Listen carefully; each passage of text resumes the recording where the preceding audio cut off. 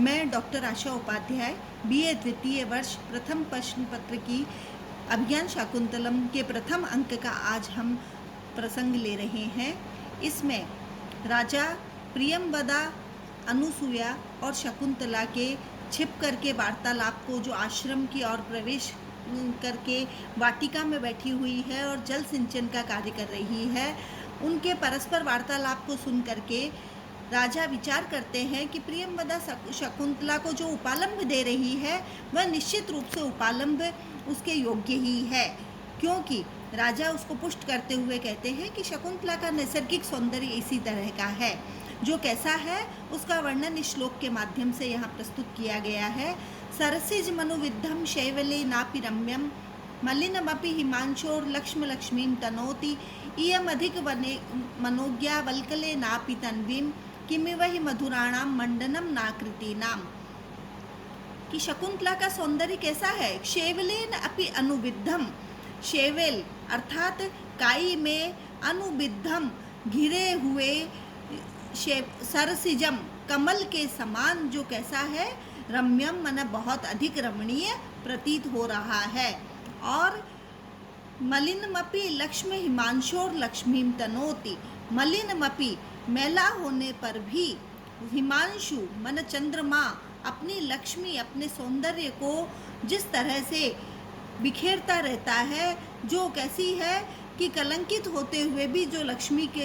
की शोभा को बढ़ा रहा है, ऐसे वल्कले नापि, वल्कल वस्त्रों से आवृत, इयम तन्वीम, यह सुकुमार कृश अंगों वाली शकुंतला अधिक मनोज्ञा, बहुत अधिक सुंदर प्रतीत हो रही है, क्योंकि ही मधुराणाम आकृति नाम, जो मधुर आकृतियाँ होती है उनके लिए किमिव मंडनम न भवति, कोई भी वस्तु अलंकार नहीं होती है। जिस तरह से सुंदर होते हुए भी कमल जो है वो कीचड़ में ही खिलता है, परंतु उसके सौंदर्य में कमी नहीं आती है। चंद्रमा कलंकित होते हुए भी अपनी कांति शोभा को शोभायमान ही किए रहता है, उसी तरह से ये शकुंतला भी जो है वो आश्रम में रहने के कारण, वल्कल वस्त्रों को धारण करने के कारण अत्यधिक सुंदर होते हुए भी अपने सुंदरता को किसी भी प्रकार से कम नहीं कर पा रही है, क्योंकि मधुर आकृतियों के लिए किसी भी बाह्य आडंबर की आवश्यकता नहीं होती है। तो यहाँ वल्कल वस्त्रों में शकुंतला बहुत अधिक सुंदर लग रही है, क्योंकि सुंदर व्यक्ति के शरीर पर प्रत्येक वस्तु सुशोभित होती है, कोई वस्तु कैसी भी क्यों न हो, परंतु सहज सुंदर व्यक्ति के शरीर पर वह सुंदर ही हो जाती है। प्रस्तुत श्लोक में उपमान उपमेय के एक ही सौंदर्य रूप धर्म का पृथक पृथक वाक्यों द्वारा निर्देश किया गया है, अतः प्रति वस्तु उपमा अलंकार यहाँ पर द्योतित किया गया है। तो इस तरह से इस श्लोक में शकुंतला के नैसर्गिक सौंदर्य का बहुत सुंदर चित्रण यहाँ पर राजा के द्वारा प्रस्तुत किया गया है। शकुंतला अपनी सखियों के साथ वार्तालाप करती हुई आगे बढ़ रही है और उनके सखियों के द्वारा उसको रोका जा रहा है, परंतु वह आगे बढ़ने के लिए निवेदन कर रही है। तभी राजा कहते हैं, प्रियम अपि तथ्यम आह शकुंतला प्रियम वदा, कि प्रिय तथ्यों को बोलने के कारण ही हे शकुंतला यह प्रियम वदा है, अस्याह खलु निश्चित ही, क्योंकि राजा केवल शकुंतला के प्रति आकर्षित होने जा रहा है और उसका आकर्षण ऐसा है कि उसको शकुंतला का हर अंग जो है वो सुंदर दिखाई दे रहा है। उसी का वर्णन करते हुए राजा इस श्लोक में कहते हैं, अधरः किसलय रागः कोमल विट्पानुकारिणौ बाहु कुसुममिव लोभनीयम यौवनम अंगेषु सन्नद्धम, कि शकुंतला के कोई भी अंग ऐसा नहीं है जो सुंदरता को प्रतीत नहीं हो रहा है। उसी का वर्णन कर रहे हैं कि अधरः किसलय रागः है, इसके अधर अर्थात होठ जो है किसलय नवीन कोमल पत्ते के समान कैसे दिखाई दे रहे हैं, कि राग है जिनमें लालिमा विद्यमान है, अर्थात जिस तरह से कोमल नवीन पत्ता खिलता है तो वो लाल वर्ण को लिए हुए होता है, उसी के समान ऐसे ही कोमल पत्ते के समान इसके होठ दिखाई दे रहे हैं। कोमल विट्पानुकारिणौ बाहु, और उसकी कोमल कोमल विटपानुकारिणव, भुजा टहनियों के समान अनुकारिणी, ऐसी भुजाएं हैं कि इसकी भुजाएं जो है वृक्ष पर जैसे कोमल शाखाएं होती है उसके समान इसकी बाहु भुजाएं दिखाई दे रही है। कुसुममिव लोभनीयम यौवनम अंगेषु सन्नद्धम, और इसके यौवन अंगेषु, शरीर के प्रत्येक अंग जो है पूर्ण यौवन के समान, जैसे कुसुममिव फूल वृक्ष पर शोभायमान होता है, लोभनीय आकर्षित करने वाला होता है, इसी तरह से शकुंतला के यौवन अंगेषु, यौवन अंगों से भरे हुए उस पर उसका लोभनीयम आकर्षक मुख जो है वो पुष्प के समान आकर्षित करने वाला दिखाई दे रहा है। राजा अपने मन ही मन विचार कर रहे हैं कि यद्यपि प्रियंवदा ने शकुंतला से प्रिय वचन ही कहे हैं, फिर भी उसके ये वचन केवल प्रिय नहीं है, सत्य भी है, क्योंकि इसके अधरोष्ट में नव कोमल पल्लव के समान रक्तिमा है, भुजाएं कोमल टहनियों के सदृश है, और इसके शरीर के प्रत्येक अंग में पुष्प के समान चित्ताकर्षक यौवन व्याप्त होता हुआ दिखाई दे रहा है। इस तरह से यहाँ पर शकुंतला के यौवन का बहुत सुंदर और सजीव चित्रण राजा के द्वारा यहाँ पर प्रस्तुत किया गया है। आगे के प्रसंग में हम चल रहे हैं। आगे के प्रसंग में राजा जो है वो शकुंतला के जाति विषय के ऊपर उसके मन में अनेक प्रकार के शंका भाव चल रहे हैं कि राजा शकुंतला के प्रति आकर्षित तो हो रहे हैं, पर वे स्वयं सोच रहे हैं कि यह महर्षि कण्व की पुत्री है, तो इसका वर्ण क्या होना चाहिए, इसकी उत्पत्ति किससे हुई है, इस बारे में उनके मन में अनेक प्रकार के संशय विचार चल रहे हैं। उसी संदेह के बारे में वे विचार करते हुए कहते हैं, असंशयम क्षत्र परिग्रह क्षमा यद आर्य अस्याम अभिलाषी में मनः सताम ही संदेह पदेषु वस्तुषु प्रमाण अंतःकरण प्रवृत्तयः। अब राजा यहाँ कह रहे हैं कि निस्संदेह असंशयम, इसमें कोई संदेह नहीं है कि क्षत्र परिग्रह क्षमा, यह क्षत्रिय के द्वारा परिग्रह पत्नी के रूप में स्वीकार करने योग्य है। यत, क्योंकि ये आर्यम मम मन है, मुझ जैसे आर्य श्रेष्ठ मनुष्य के मन को भी यह अभिलाषी, मेरा मन जो है वो इस शकुंतला पर अभिलाषी, इसकी इच्छा कर रहा है। संदेह पदेषु वस्तुषु, संदेहास्पद विषयों के अंतर्गत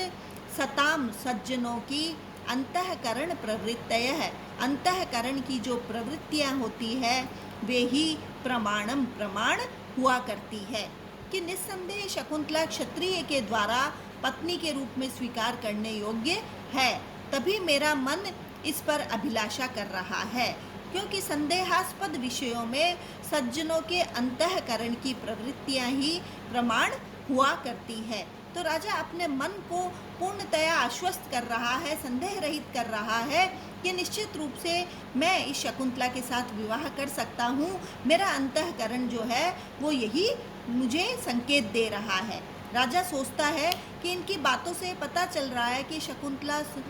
सुंदरी शकुंतला महर्षि कण्व की ब्राह्मण के अतिरिक्त किसी अन्य वर्ण की स्त्री से उत्पन्न कन्या है, परंतु इसका निश्चय किस प्रकार से हो वह कुछ सोचकर स्वयं अपने आप को तसल्ली देते हुए कहते हैं कि इस विषय में संदेह करना व्यर्थ है। यह निश्चित रूप से क्षत्रिय के द्वारा पत्नी रूप में स्वीकार करने योग्य है, और इसका प्रमाण यह है कि मेरी विनय, विद्या, सदाचार आदि में स्वीकार करने योग्य मेरी जैसी बुद्धि जो है वही इसका प्रमाण है, और मेरा मन इस पर अभिलाषा करता है, क्योंकि संदेहास्पद विषयों में सत्पुरुषों की मनोवृत्तियाँ ही कर्तव्य अकर्तव्य का निश्चय करने वाली होती है। इस प्रकार से राजा अपने आप को आत्मसंतुष्ट कर रहे हैं। यहाँ इसी का वर्णन इस श्लोक के अंतर्गत किया गया है। राजा पुनः आश्चर्य व्यक्त करते हुए शकुंतला को देख रहे हैं और उसके सौंदर्य का वर्णन कर रहे हैं। कहते हैं, चला पांगा दृष्टिम स्पृशसि बहुसो वे पथुमतिम रहस्य आख्यायीव स्वनसि मृदुकर्णान्ति कचरः करौ व्याधुन्वत्या पिबसि रति सर्वस्वधरम वयम तत्वान्वेषान् मधुकर हतास्त्वं खलु कृति। बहुत सुंदर वर्णन किया गया है कि एक भंवरा जो है वो शकुंतला को बार बार परेशान कर रहा है। उसके पास आ रहा है, शकुंतला कातर भाव से उसको देखती है और बार बार उसको अपने पास से हटाने का प्रयास कर रही है। राजा शकुंतला और उस भंवरे की प्रतिक्रियाओं को देखते हुए आश्चर्य व्यक्त करते हुए कहते हैं कि हे मधुकर, संबोधन कर रहे हैं वे भंवरे को कि हे मधुकर, चला पांगाम, चंचल नेत्रों वाली, बेपथु मतीन, कांपती हुई दृष्टि, मन इस दृष्टि को बहुशः बार बार स्पर्शसी, तुम स्पर्श कर रहे हो कि हे चंचल नेत्रों वाली, इस जो कांप रही है, तुम्हारे भय से भयभीत हो रही है, ऐसी दृष्टि वाली उस शकुंतला को तुम बहुत बार जो है वो स्पर्श कर रहे हो। और रहस्य आख्या कोई गोपनीय बात कहने वाले के समान कर्णांति कचरह सन कान के पास घूम करके मृदु स्वनसी मधुर गुंजन कर रहे हो। करो व्याधुनवत्या, हाथों को बार बार हटाने पर, और रति सर्वस्वम, रति काल में सबसे अधिक आस्वादन योग्य अधरम पिबसी, तुम उसके अधरोष्ट का पान भी कर रहे हो। वयम, हम तो तत्वान वेशात, केवल वास्तविक बातों का पता लगाने में ही कि यह ब्राह्मण की कन्या है या क्षत्रिय की कन्या है, इस बात के विचार करने में ही अपना दिमाग लगा रहे हैं, परंतु हताहा, हम वंचित ही रह गए हैं। त्वम खलु कृति, तुम वास्तव में सफल हो गए हो। तो राजा की ईर्ष्या जो है वो यहाँ मधुप भंवरे के प्रति दिखाई दे रही है कि हमसे तो हे भंवरे तुम ही बहुत अधिक श्रेष्ठ हो कि बार बार इसके द्वारा भगाने का प्रयास करने पर भी तुम इसको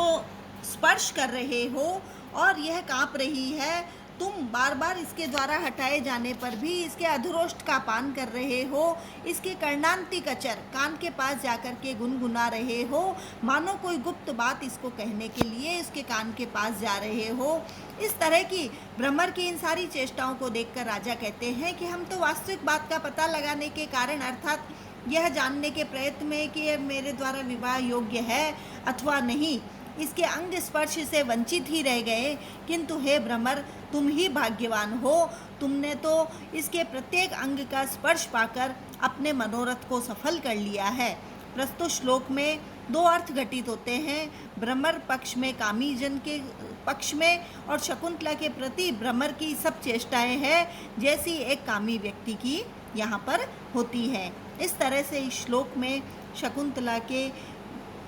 और भंवरे के बीच के होने वाले ईर्ष्या भाव के आपसी क्रियाकलाप को देख करके राजा के मन में बहुत स्पृहा हो रही है। धन्यवाद।